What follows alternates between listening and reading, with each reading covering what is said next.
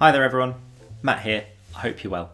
Today I am bringing you a video with 10 ways that you can help protect your business and its data in Microsoft 365.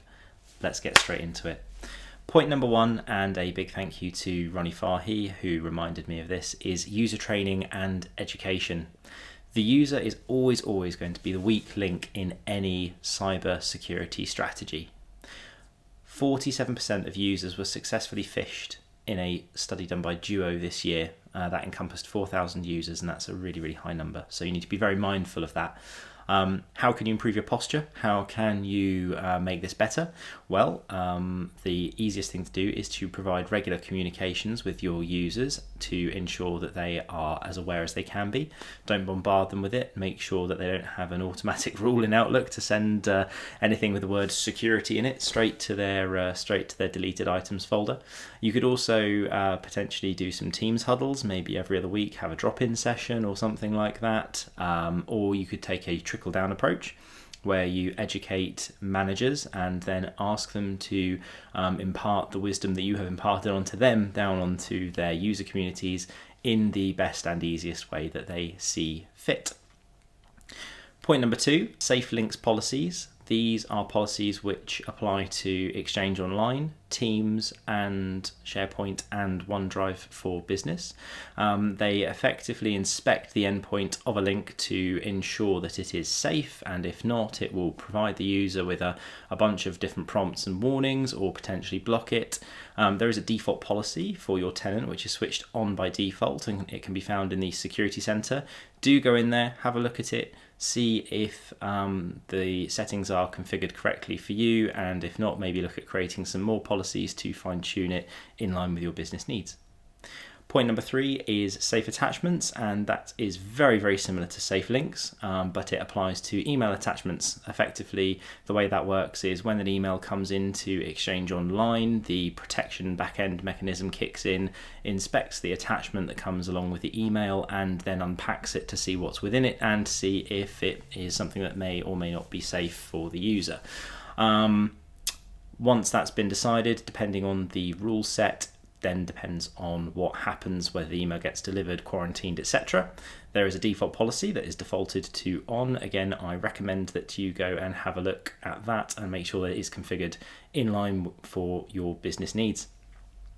Point number four, MFA, multi-factor authentication via conditional access. So do make sure that it's turned on. People do know how to use it. Yes, some people find it a bit clunky and find that it gets in the way, but overall, it's a really good protection mechanism for your business. Point number five is banning locations via conditional access where you know you don't do business. So if you are a UK-based business, only doing business in the UK, you can very safely block countries like China, Russia, Iran, and North Korea. These are all four countries that have a very large number of cyber threats coming out of them from accessing your tenant. You can therefore stop an attack at the front door before it's even started just by blocking these countries from accessing your M365 tenant. Point number six, and it's a fairly obvious one, is reduce your global admin count as much as possible.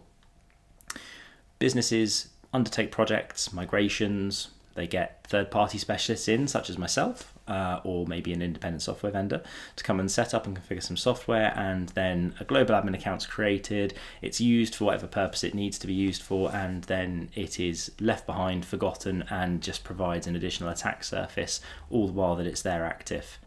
The next point number 7, is also reduce the number of privileged users in your account, in your tenant. So if someone doesn't need a privilege, remove them from that privileged role.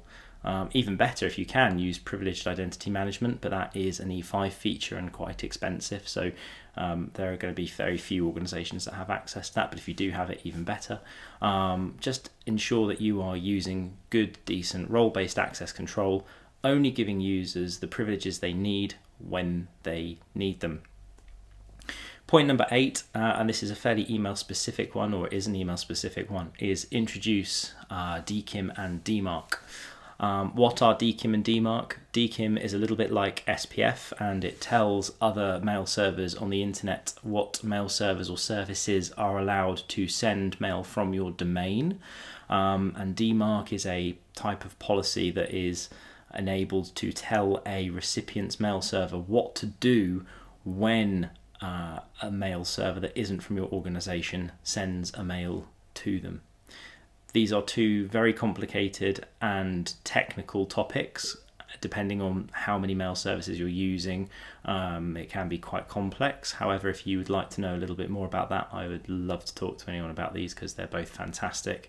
They're not going to save your company from a cyber attack, and they're not going to prevent phishing attacks or anything like that, or spam attacks, but they will prevent your brand from being harmed if someone tries to hijack your domain or fraudulently send invoices to a third party.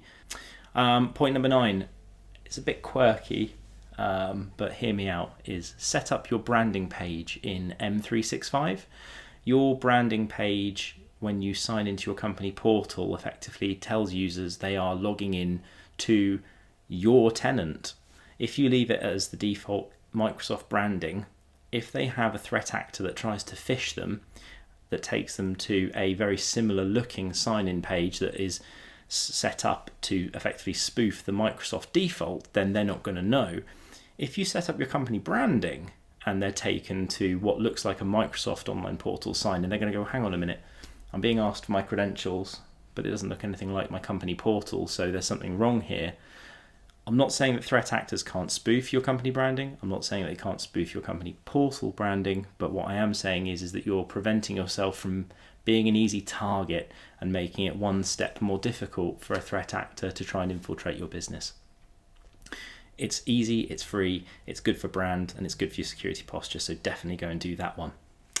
The last thing, and I really, really do implore all businesses to listen, please, back up your M365 tenant data. Microsoft, do not back it up. Okay. There was a Gartner report that was done in May 22 this year, and the report said that the Microsoft protection was very good, but it was no replacement for a robust backup application or policy. What does that mean? That means that you need a third-party backup solution such as AvePoint, Veeam, Backupify, etc.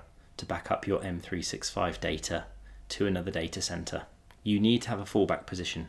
I understand that there are recycle bins that are available in Exchange Online and SharePoint Online, but we never used to rely on those on-prem. Even if our mail service and SharePoint service was highly resilient, we never relied on those services alone. We always had a backup. If you have a malicious actor inside your network and they turn off your retention policies, which I often see as another counter argument from businesses, oh, I've got a retention policy, I don't need a backup. That's all very well and good, but if you have a threat actor in your network, and that doesn't have to be a person from the outside, that could be a disgruntled IT administrator who's leaving. If they turn off that policy and then delete your data, you have no fallback point, you have no recovery potential. It's really, really important that you have the ability to go back in time and restore your data from different points in time. Otherwise, you're leaving your business exposed, and that is really, really not good. You wouldn't drive your car without insurance, and you wouldn't not insure your house's contents, so why aren't you insuring the contents of your Microsoft 365 tenant? I hope you found this video useful. I hope maybe I helped you learn something.